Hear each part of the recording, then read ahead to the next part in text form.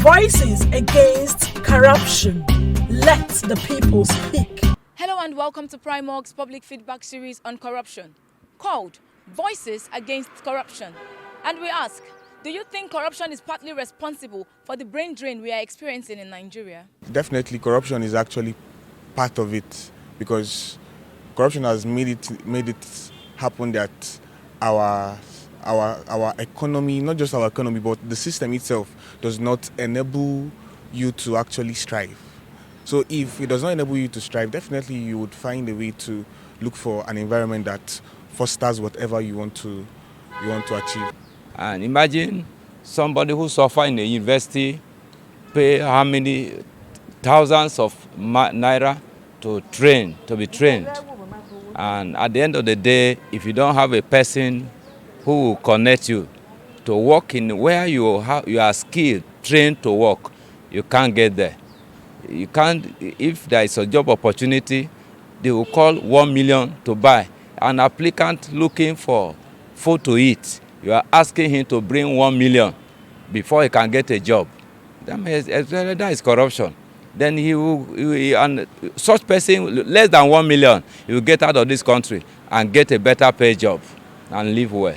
Most of the exodus is simply we don't have the basic amenities here, and there's an attitudinal problem from our government towards the citizens.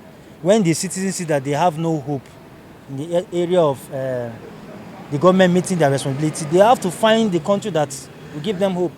There's something called massive influx, exit of Nigerians currently, because the environment is no longer conducive. We have gone beyond the case where we say corruption is an issue. The system is flawed now, and everything has gone so bad that corruption is even just a part of it. Our educational system, for instance, ASU has been on strike for almost more than a year now.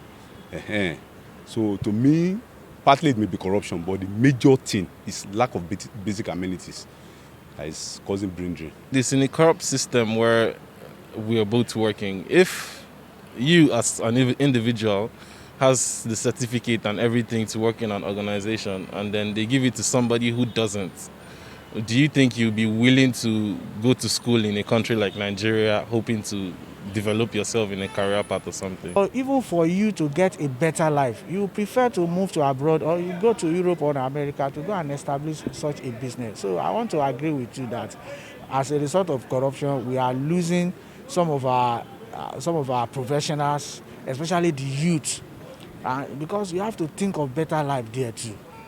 For instance, a youth goes to school. A course that is supposed to finish in 5 years. He does this for 6 or 7 or 9 years. Then, at the end of it, there is no job for him.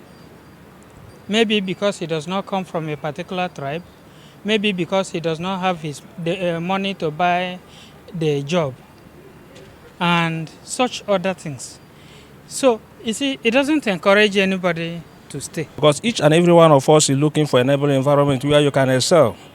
For instance, we look at this country, most people in the politics have done everything such that it's only who know who will be placed in the right position, even when you know they cannot get it right.